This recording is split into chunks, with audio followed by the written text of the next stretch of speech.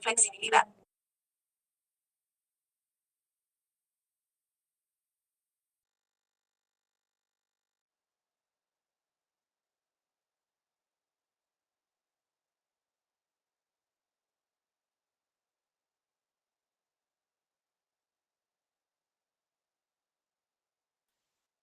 Buenas tardes, estimados estudiantes. Vamos a iniciar en unos minutos mientras los demás compañeros se siguen conectando, ¿sí? Para que no haya interferencia durante la sesión. Miss, buenas tardes. Buenas tardes. Buenas tardes. Buenas tardes.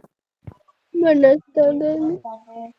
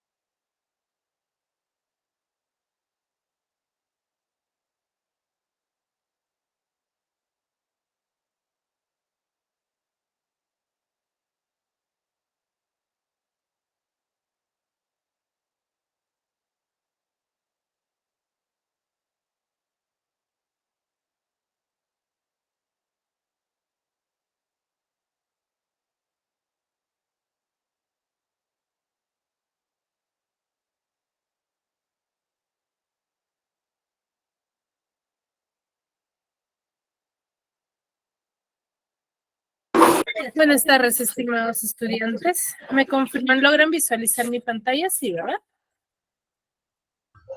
Sí, Miss, sí se visualiza. Muy bien, chicos. Vamos a iniciar con la sesión del día de hoy. Para ello, vamos recordando lo que trabajábamos la clase pasada. Estábamos trabajando sobre una literatura, o mejor dicho, sobre el primer movimiento literario, ¿cierto? De la literatura universal. A ver, ¿quién podría mencionarme de qué movimiento literario hemos trabajado? A ver, Naidelin. ¿Levantaste la mano? Hablaron sobre Odiseo, sobre la historia de Odiseo y sobre los pretendientes que él había matado para poder regresar con su... Disculpa, no te logré escuchar muy bien. ¿Sobre qué movimiento literario hemos hablado?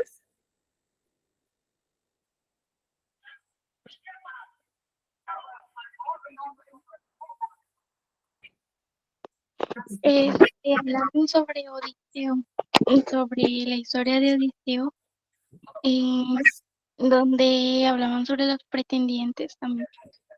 Ay, me mencionas sobre la Odisea, ¿verdad? Pero la Odisea, ¿a qué movimiento literario pertenece?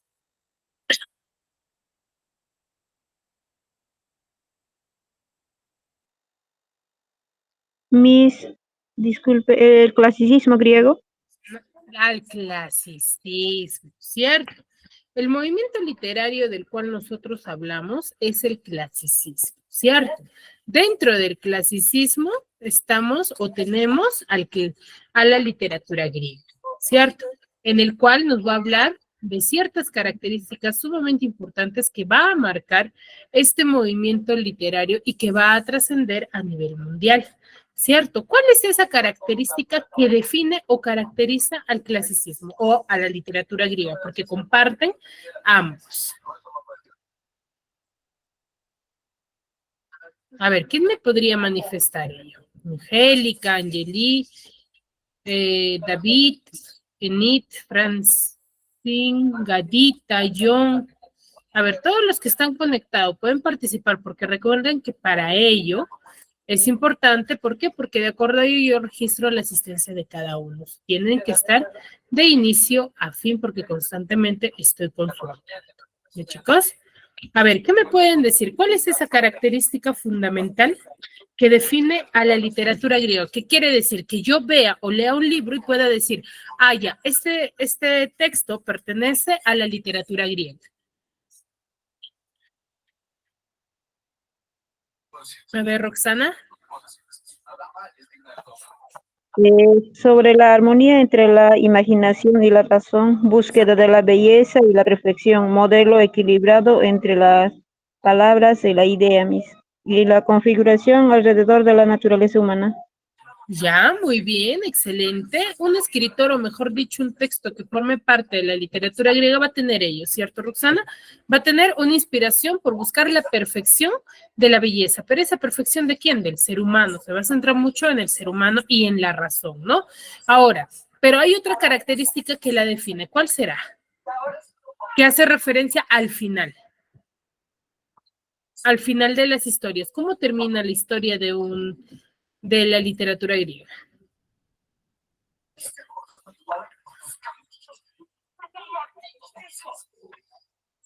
¿Cómo culmina? A ver, Naidelin, levantaste la mano. También una característica era el fatalismo.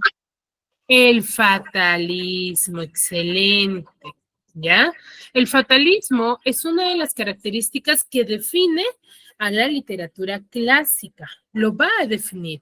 ¿Por qué? Porque ahí nosotros no vamos a ver historias narradas como en la actualidad, ya que es su iniciación, ¿cierto? Porque ellos ¿qué narraban? Narraban hechos históricos, guerras, ¿cierto? Entonces, el final de este tipo de historias va a ser un final desastroso, un final lleno de, te podría decir, de sangre, ¿no? Porque se narraban los finales de las guerras y cómo es que esta guerra terminaba.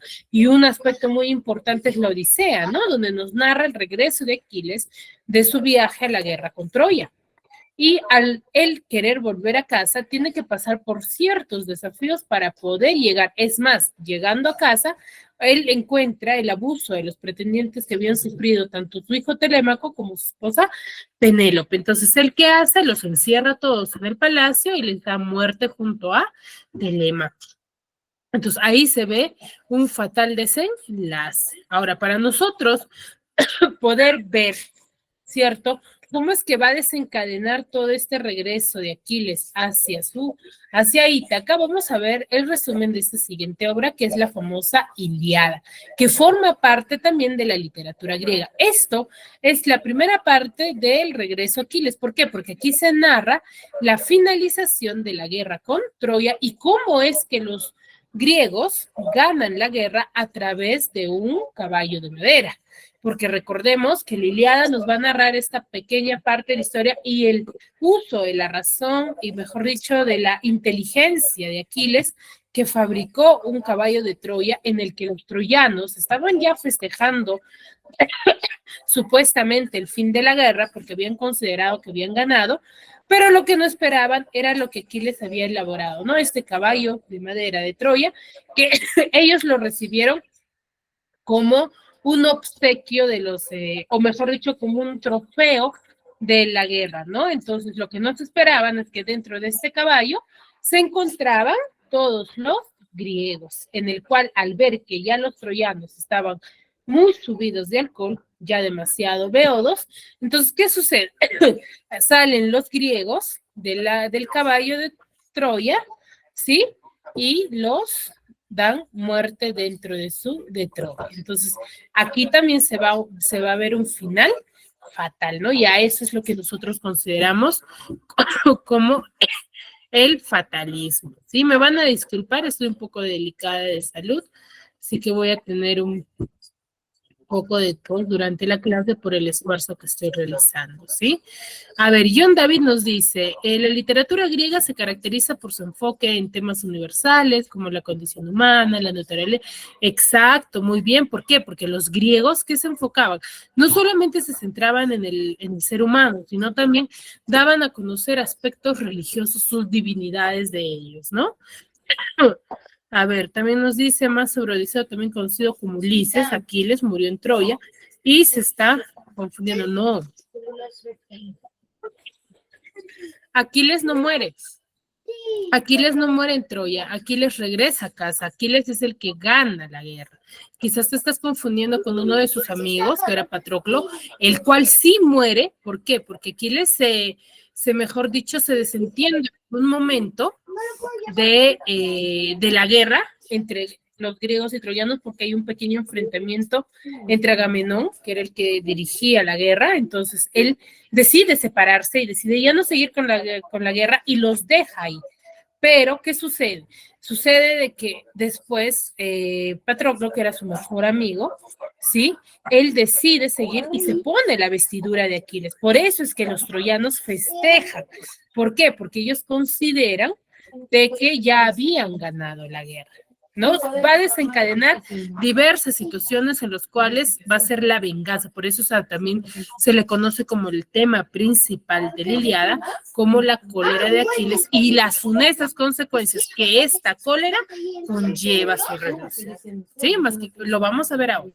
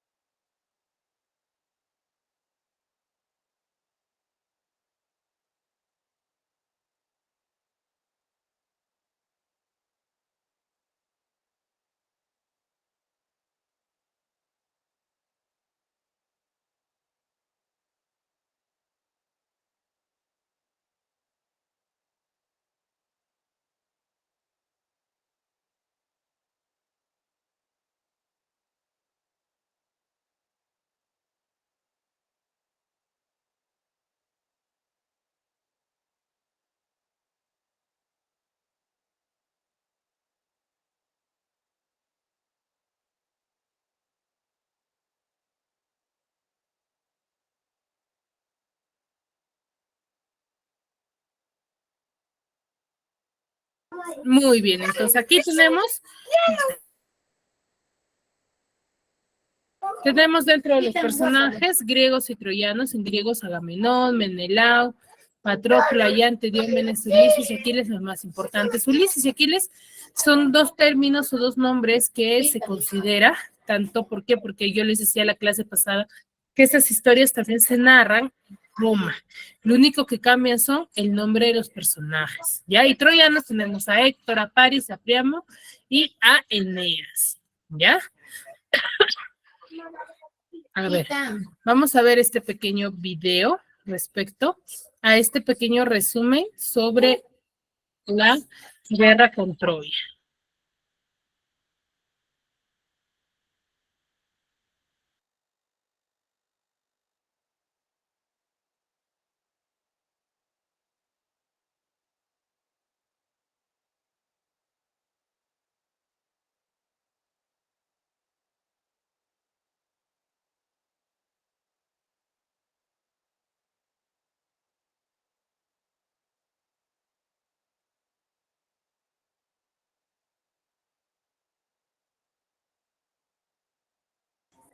¿Me confirman el audio, por favor?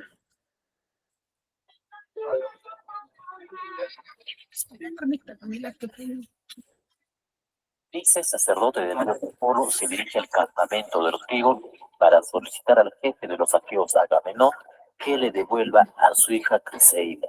Agamenón humilla al anciano sacerdote, provocando que éste le implore a Dios Apolo y castigue a Agamenón por su soberbia. La obra empieza con el ejército griego asolado por esta peste de 9 días enviada por Apolo, para luego explicarnos su causa.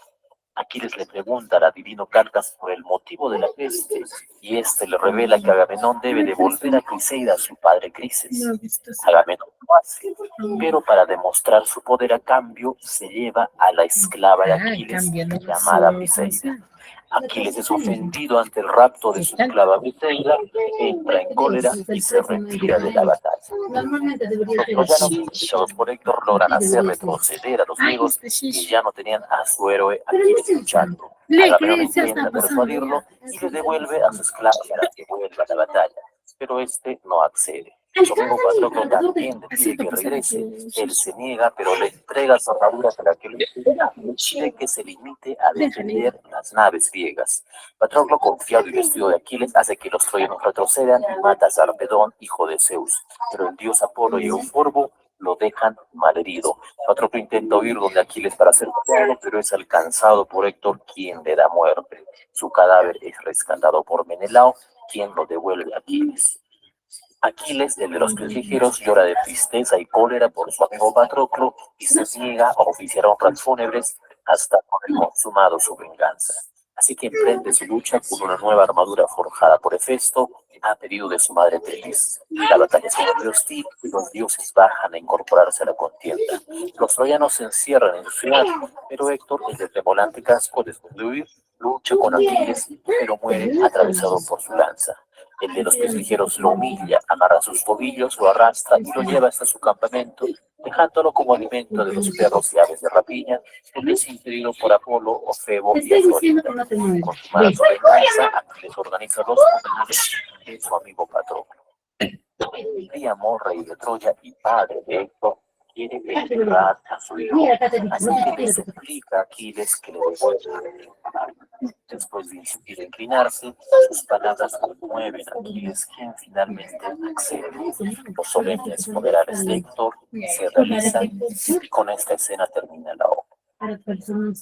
No se narra en la Ilíada el episodio de la manzana de la discordia en el que las diosas Hera, Atenea y Afrodita le piden al mortal troyano Paris que elija a la más bella. Paris elige a Afrodita porque ésta le ofrece a la mujer más bella del mundo, que era Helena, esposa de su Menelao y hermano de Agamenón. Eso no me sé. Paris la rapta, pues Afrodita se la ofreció y se origina la guerra de Troya. Este mito es narrado por Ovidio. Como puedes ver, la literatura clásica gira alrededor de su mitología, incluso se plasma en literatura. La Ilíada proviene de la palabra Ilión, que es lo mismo que decir Troya. Como sabemos, esta obra atribuida a Homero y es parte de la literatura clásica. Narra solo 50 líneas. Miss, no se escucha, escucha interferencia.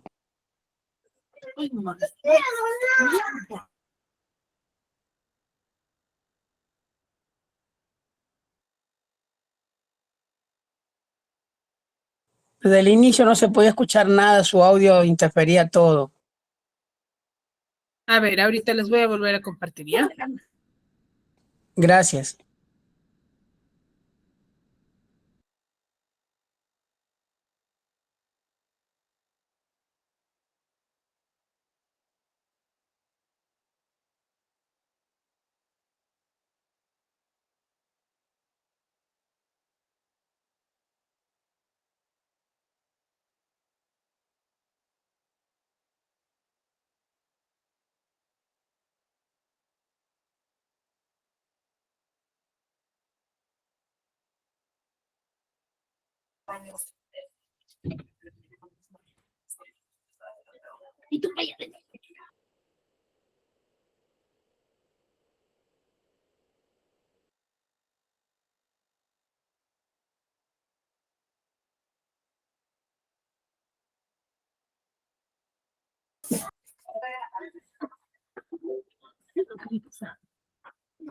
Ese sacerdote del dios Apolo se dirige al campamento de los griegos para solicitar al jefe de los aqueos, Agamenón, que le devuelva a su hija Criseida.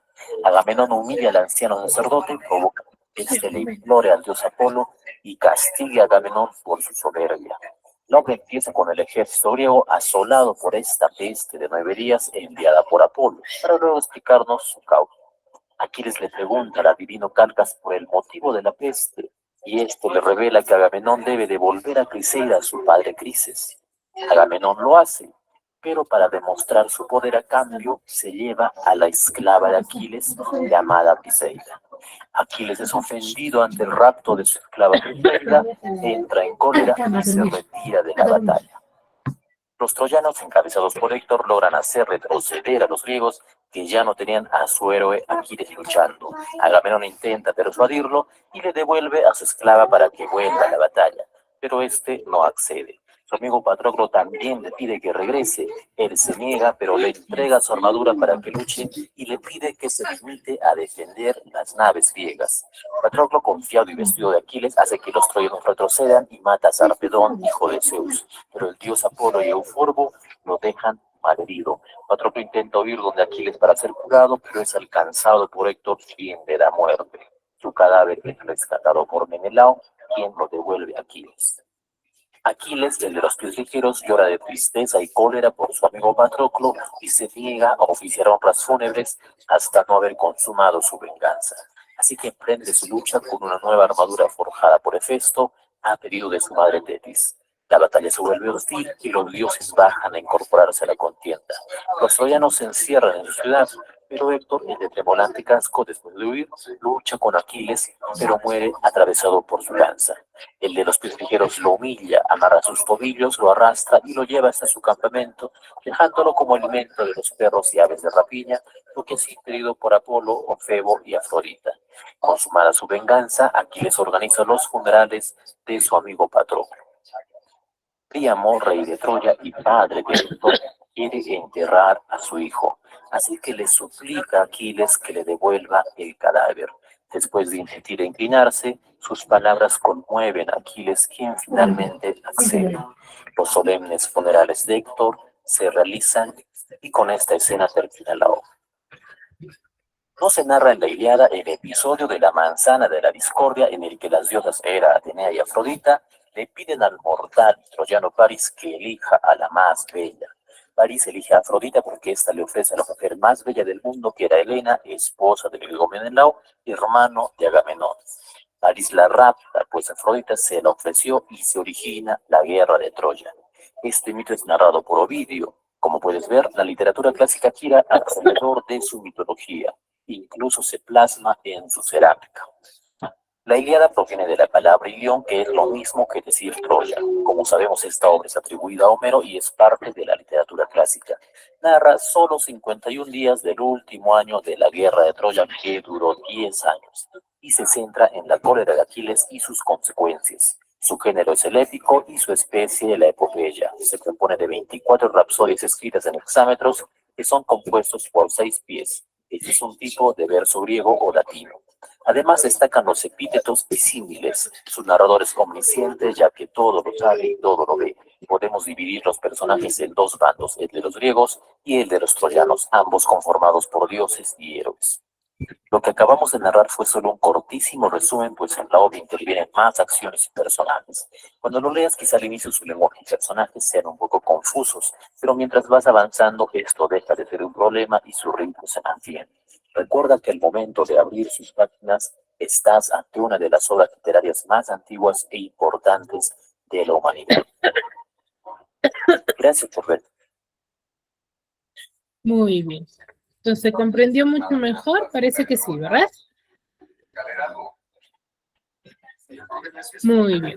Sí, Miss, ahora sí. Y como ustedes se percatan, entonces ahí había una, ¿cómo se llama? ¿No? Me decía que Aquiles moría y no murió, ¿no? Él es uno de los personajes principales de la obra, en el cual, ¿sí? En el cual nos va a narrar estos aspectos o consecuencias que va a llevar él, se podría decir, el que Aquiles no apoye la guerra, ¿no? Y va a desencadenar todo este suceso, ¿ya? Muy bien. Muy bien, chicos. Entonces, dicho esto, con eso estaríamos terminando uno de los géneros muy importantes de la literatura griega, que es la epopeya, que en términos actuales, se puede considerar que la literatura o la epopeya y el género épico es perteneciente a al género literario que actualmente lo conocemos como la narrativa. ¿Sí? Entonces, es uno de los géneros que en la actualidad se considera género narrativo, pertenecería a eso. Sí, el siguiente género narrativo que va a pertenecer dentro de la literatura griega va a ser el teatro clásico, ¿ya? O el teatro griego, que nos va a dar a conocer, ¿sí? Ya, no te preocupes, Rosa, voy a tenerlo en consideración. Sí, vamos a tener el famoso teatro griego, en el cual nos va a narrar los diversos aspectos de cómo es que se inició el teatro, ¿no? ¿Cómo se inició? ¿Quién fue el primer representante? ¿Qué temas lo desarrollaron? Recuerden de que el teatro, por ejemplo, la literatura épica, la literatura griega, narran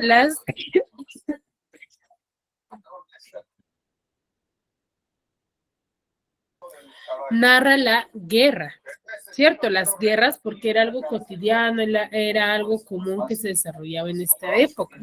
Entonces, la narrativa nos va a narrar, entonces el teatro también va a tener un tema en particular que nos van a dar a conocer, ¿no? No es como en la actualidad, por ejemplo, en el género narrativo ya vemos de que se narran no solamente lo que sucede, es como si, por ejemplo, en la actualidad, ¿qué es lo que vemos comúnmente? La corrupción. Y se tendría que decir que todos los escritores escribieran solamente sobre la corrupción, y eso sucedía en un inicio. Ahí la guerra o los enfrentamientos era algo común, pero con el pasar del tiempo se han ido mejorando. Lo mismo va a suceder con el teatro griego. El teatro griego vamos a conocer dónde se inició, cómo se inició y con quiénes se iniciaron, ¿sí? A ver. El teatro, el famoso teatro griego, se va a iniciar en un lugar llamado teatrón, donde se va a desencadenar los diferentes eventos, ¿sí? O mejor dicho, se podría decir escenificaciones, se va a desarrollar a cabo dentro del teatro, que era un espacio donde se realizaban los diferentes rituales, ¿no? ¿Qué significa teatro? Significa lugar para contemplar. Lo denominaron de esa forma porque en ese tiempo se daba a difundir sucesos basados en divinidad, ¿sí? Aquí se va a desarrollar todos los espectáculos, ¿sí? Pero estos espectáculos van a durar semanas, ¿no? Así es como nosotros vemos de más cerca las ruinas del teatro, del famoso teatro, que son ventanales, como ustedes se percatan.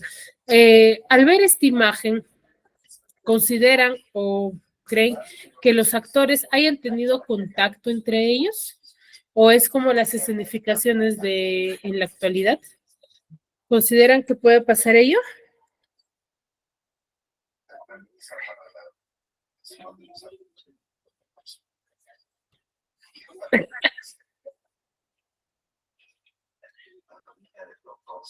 Chicos, ¿qué consideran? A ver, ¿qué características pueden notar de acá? ¿Qué podrían interpretar? ¿Cómo creen que podría ser o pudo haber sido el teatro en esta época a través de esta imagen que estamos observando?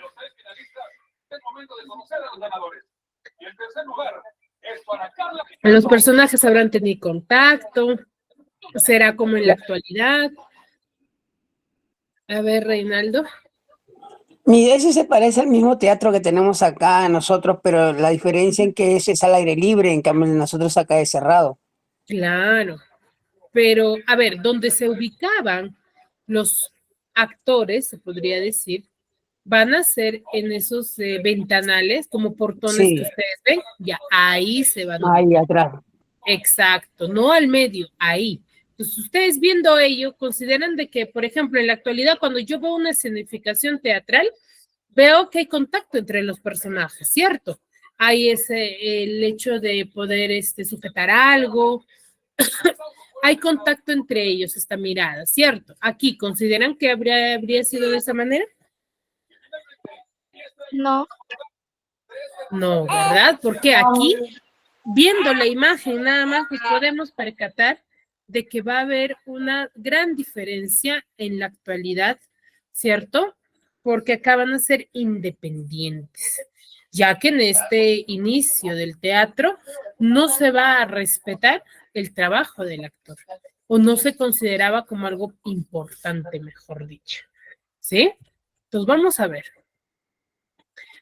¿Cómo se inició el teatro?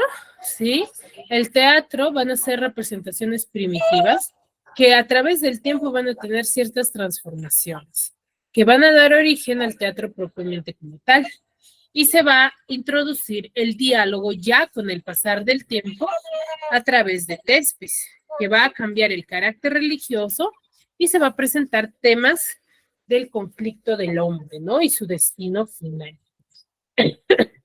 Y se va a formalizar el trabajo de los actores, ¿no? Como ellos van a ir mejorando. Y va a surgir con los primeros autores como Sófocles, Esquilo y Eurípides, ¿no? Nace el género dramático con el surgimiento de la tragedia. ¿Sí? Entonces, ¿cómo se inició el teatro? Se va a iniciar, ¿sí? Con manifestaciones religiosas, ¿ya? En honor a un dios famoso llamado el dios Dionisio. Lo desarrollaban en honor a este dios. ¿Con qué? Con la finalidad de obtener beneficios en cuanto a la cosecha. ¿Por qué? Porque el dios Dionisio es considerado el dios del vino, ¿ya? El dios del vino. Entonces, ¿qué obtenían a través de estas alabanzas, estas escenificaciones? Obtenían beneficios en la cosecha, en el fruto. Entonces, con esa finalidad realizaban estas escenificaciones. Estas escenificaciones de este tiempo lo podemos relacionar con, por ejemplo, las fiestas patronales. Las fiestas patronales normalmente a veces duran 3 días, 4 días, hasta una semana. Entonces, en un inicio a estas supuestas fiestas patronales se les consideraba como teatro, ¿cierto? O ellos lo denominaban de esa manera, ¿cierto? Porque eran escenificaciones. ¿Por qué? Porque había cantos, había coreografía, ¿cierto? Pero todo era en honor a este dios. Era todo en honor a este dios, nada más. ¿Sí? ¿Y su finalidad cuál era? Su finalidad era cosecha, ¿no? Una buena cosecha, buenos frutos. Aquí, en su inicio, los actores, como les decía hace un momento, no eran personas, o mejor dicho, no era un trabajo que se les respetaba, ¿no? Entonces aquí ellos usaban muy poca vestidura. Usaban muy poca vestidura, como son las túnicas y los coturnos. Mejor dicho, ¿ustedes han visto la vestidura de un sacerdote? Yo creo que sí, ¿verdad?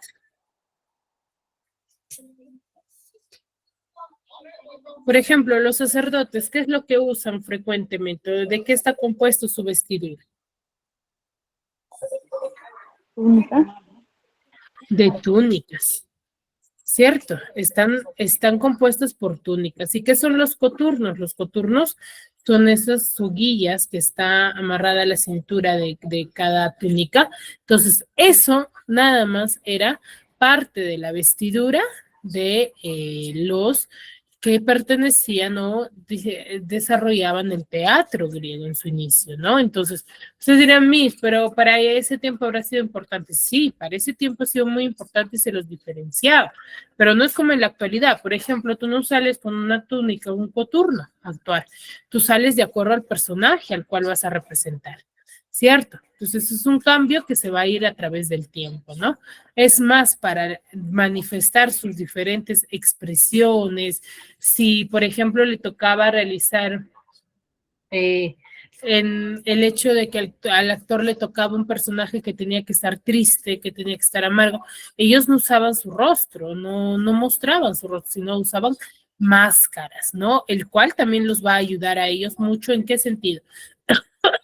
En el hecho de que ellos al usar las máscaras van a amplificar su voz, porque en ese tiempo no existían los micrófonos, ¿cierto? Entonces, al no existir el micrófono, a través de la máscara que también dificultaba la emisión de su voz, entonces, ¿qué va a suceder? Ellos tenían que, o mejor dicho, gritar para que se pueda escuchar en el famoso teatro, ¿ya? Entonces, eso era la finalidad también de las máscaras, ¿no? Y van a ser parte para enfatizar la expresión del sentimiento, ¿no? Representado. Y van a cumplir la función de amplificar el sonido de la voz de cada actor. Entonces, recuerden, ¿con qué finalidad ellos escenificaban o daban sus representaciones, les decía?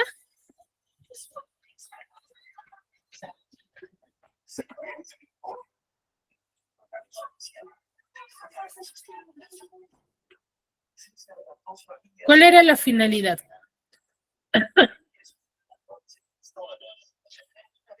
A ver, Francine. Conseguir buenas cosechas. Exacto, todas las escenificaciones era en honor al dios Dioniso. Dionís, que era el dios de qué, les decía. Dios de la cosecha. Ah, ¿Del vino? Dios del vino, ¿ya? Dios del vino. Entonces lo hacían en honor a este dios con la finalidad de obtener buen fruto y buena cosecha. ¿Ya? Entonces era la fe. ¿Qué usaban los actores de este tiempo? Túnicas, Miss. Túnicas.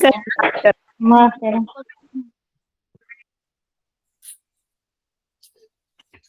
Túnicas y qué más? Coturnos.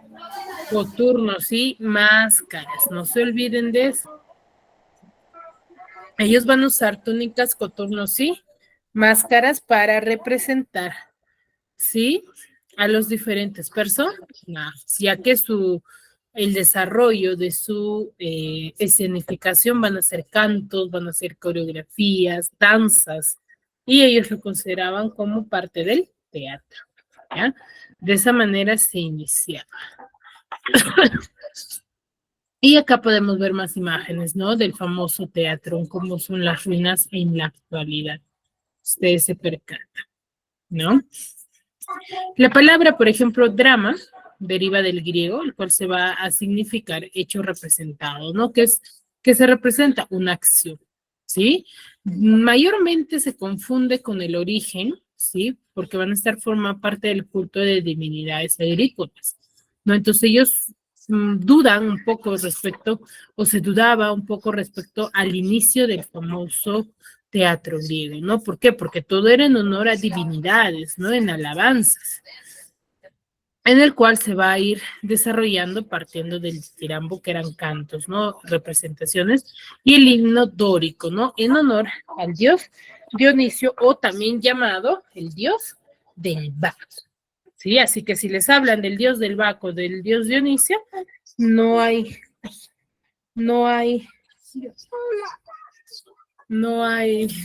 diferencia porque nos están hablando de la misma persona.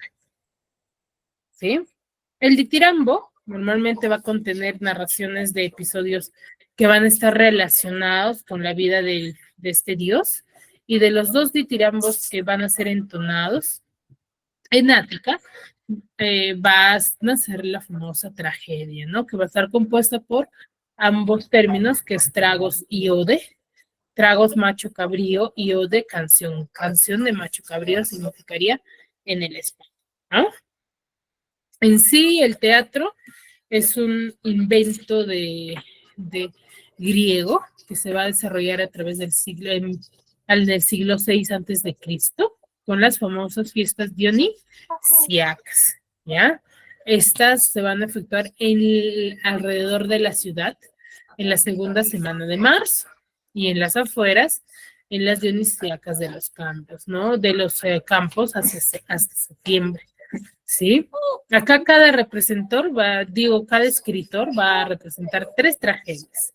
que van a ser seleccionadas por altos funcionarios, ¿no? En las cuales estas obras seleccionadas van a estar en un concurso público donde los poetas van a tener que representar 3 tragedias y un drama, ¿no? El vencedor, el que ganaba, mejor dicho, recibía como premio una corona de oro y laureles, ¿no? Tenía todo se podría decir, todo un suceso que hacía que llamase la atención, ¿no? Y como les decía hace un momento, ¿no? Estas representaciones se van a iniciar muy tempranas horas y van a continuar sin intervalo. ¿Por qué? Porque no había ni telón en este tiempo, ¿no? El público adonaba una pequeña cuota y el que no podía era subsesionado por el Estado, ¿no? Ahora, las primeras representaciones no se efectuaron en el famoso teatro, sino en los santuarios, ¿no? Dedicados a Dionisio, claro está. Y luego recién se hacía en una plaza pública. Y ya después se llegó a la construcción del famoso teatro, ¿sí? En Atenas. Y como ven, ellos consideraban de que estas escenificaciones se tenían que hacer al aire libre, ¿no? Y es como se ve acá. ¿Cómo está estructurado? Está estructurado por 4 partes, ¿no? Las trilogías, el diálogo, los actores, ¿no? Las trilogías hacen referencia al comienzo, ¿no? Donde se formaba trilogía ¿de qué? De 3. Que eso que formaban, o se conformaba, grupo de 3 tragedias, con un mismo asunto, mejor dicho, con un mismo tema, de la cual se va a conservar 2, uno de que es la Orestiada de Esquilo. El diálogo ya se va a componer por largos discursos en las cuales había intervenciones del coro que van a constituir una especie de inmo, sí, que van a estar intercalados con el diálogo de los actores, no canteos con diálogos, mejor dicho. Y los actores eran únicamente hombres, ¿no? Aunque tuvieran que representar papeles femeninos y eran solo 3 los que tenían que repartirse los papeles. Ellos no tenían un gran elenco, se podría, ¿no? Y los asuntos eran de carácter nacional, ¿no? Sacado de leyendas heroicas, mayormente, ¿no? Aquí tenemos 3 grandes representantes del teatro que forman parte del teatro griego, que son Sófocles, Esquilo y Eurípides, ¿no? Aquí las obras trágicas van a estar compuestas por escrito y lo que va a permitir la corrección de estas mismas, ¿no? Prometeo encadenado, por ejemplo, de Esquilo es considerado como el padre de la tragedia, ¿no? Esquilo, quien va a introducir a 2 el número de actor, por lo cual él va a reducir la gran extensión de las partes corales, ¿no? Facilitando el diálogo dramático, ¿no? Como sus argumentos que se van a inspirar en las epopeyas y modestamente llaman sus trabajos migajas de la gran comida de Homero. Ellos ya veían como representación a Homero, ¿no? Y una de sus grandes obras de Sófocles, por ejemplo, es la famosa obra Edipo Rey, que es un hombre que nace, Sófocles nace en Colona, que va a ser hijo de Sófilo, y un acomodado fabricante de armaduras, ¿no? Él va a tener va a ser un alto funcionario del Estado y general de la época de la guerra, ¿no? Desde ahí sintió esta inclinación por el teatro y va a actuar como corifeo en las obras de teatro de Esquilo.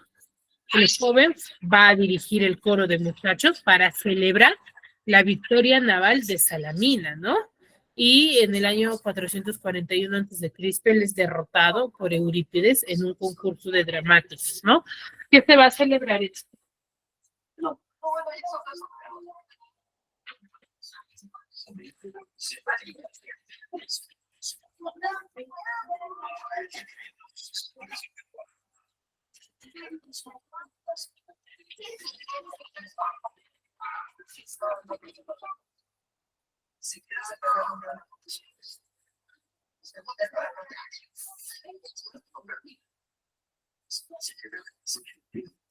Pero Sófocles, a partir ya del año 468 antes de Cristo, gana el primer premio y de ahí en la segunda ocasión también, ¿no?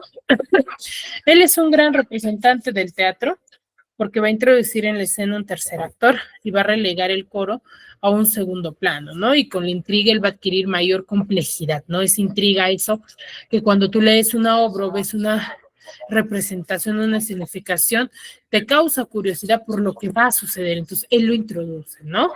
Él perfecciona esta técnica y va a ser uno de los primeros que va a abandonar la trilogía, ¿no?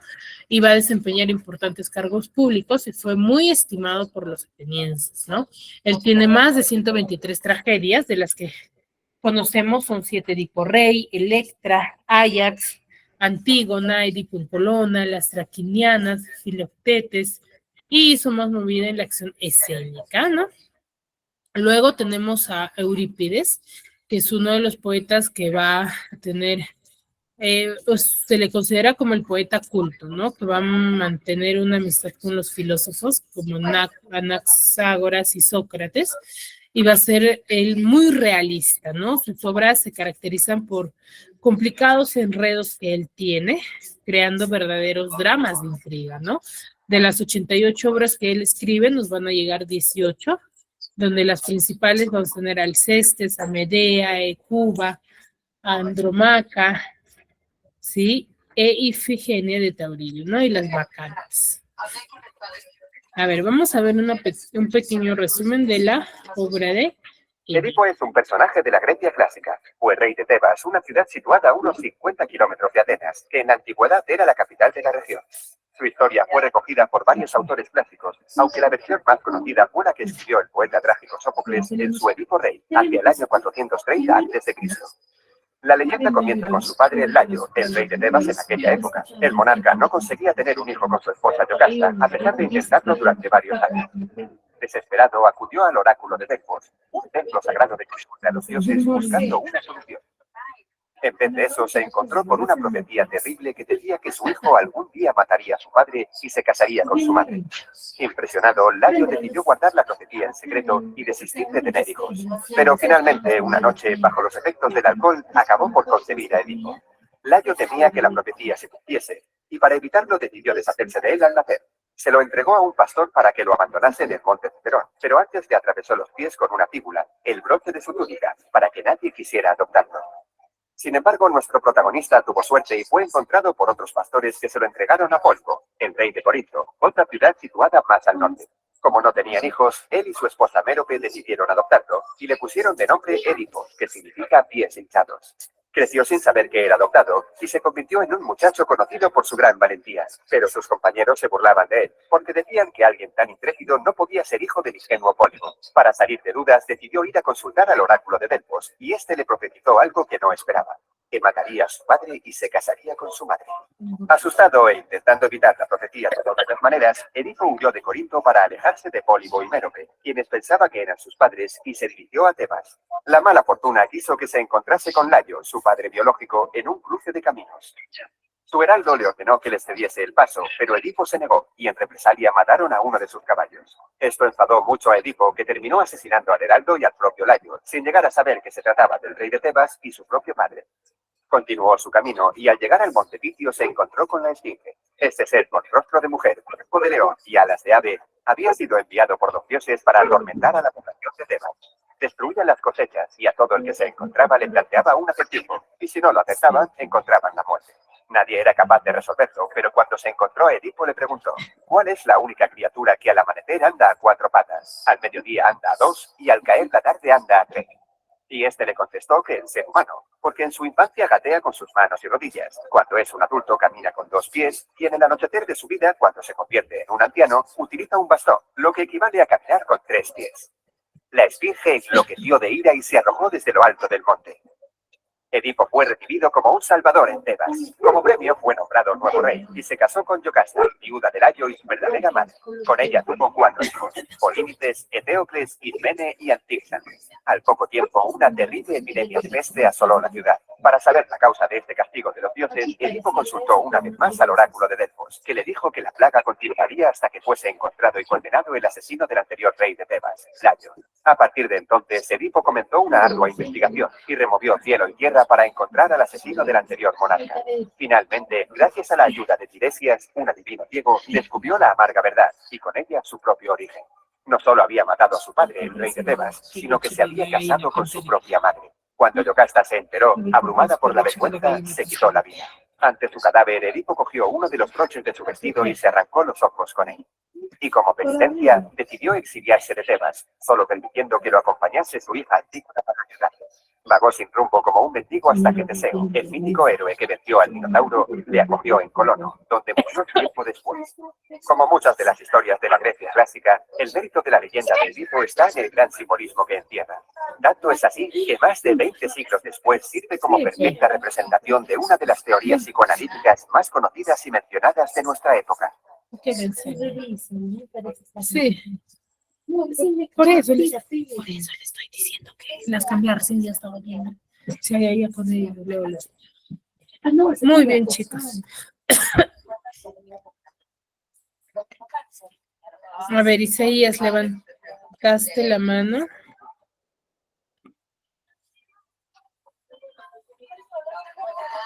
Sí se escuchó, ¿verdad? Sí, Miss.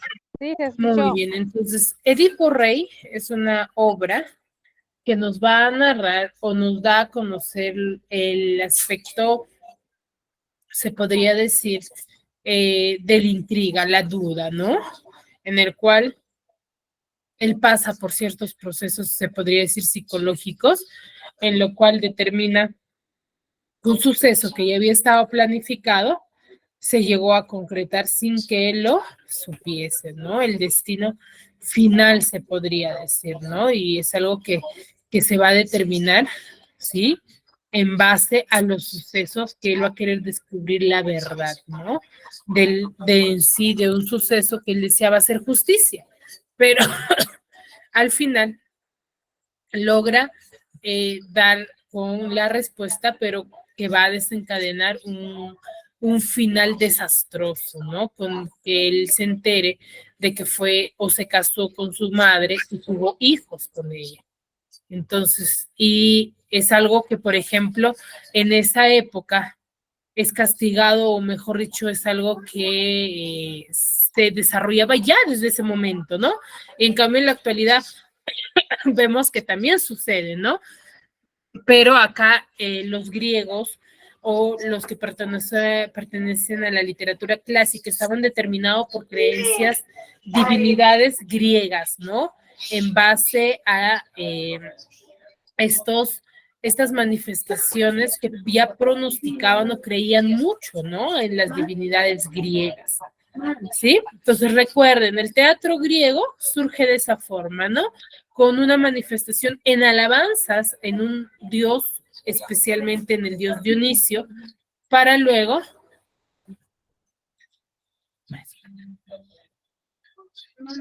en el cual va a desencadenar sucesos que van a ser en honor a este Dios nada más, ¿no? Con beneficio de cosecha, con beneficio de fruto. Es más, la representación de los actores, o mejor dicho, las representaciones, o mejor dicho, los actores no se les respetaba, no se les consideraba de la misma forma, ¿no? Mientras que en la actualidad, sí, ¿no? O a través del tiempo ya se van a ir considerando mucho más, ¿no? Es más, su vestidura van a ser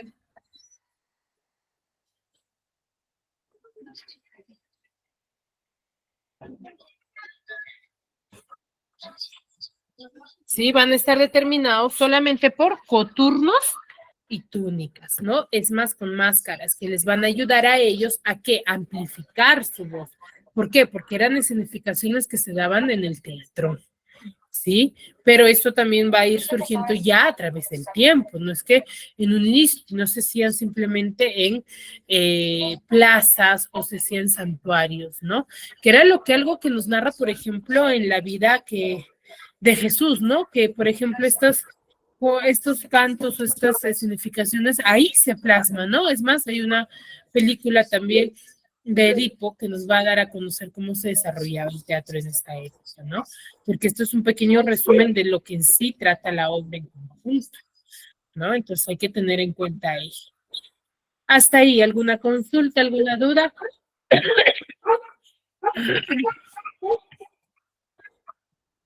Respecto al tema, algo que no les haya quedado claro, que quizás tengan dudas. ¿Quién me podría manifestar?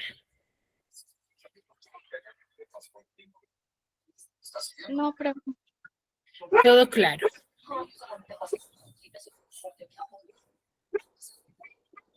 Muy bien, chicos. Espero sinceramente que me hayan podido entender y comprender respecto a este tema. Es muy importante, muy llamativo, que nos va a dar a conocer los diferentes sucesos de la literatura clásica y cómo es que se inicia, ¿no? Y hemos visto un género narrativo que es considerado en esta época la epopeya y el famoso teatro griego, ¿no? Que va a tener sus mejoras ya a través del tiempo. Se inició con coreografías, danzas, pero ya a través del tiempo hasta la actualidad, por ejemplo, hemos visto que ya se aumentó el número de personajes, su escenificación es mucho más estructurada, es mucho más especializada, ya hay escenificación, ya hay, por ejemplo, si tú estás actuando en un bosque, es algo que ya implementan ya los actores, ¿cierto? El personaje va a representar. Si en la actualidad, por ejemplo, tú vas a hacer una representación sobre Edipo Rey, vas a salir como Edipo si te toca ese papel, ¿cierto? Entonces, algo como es la diferencia en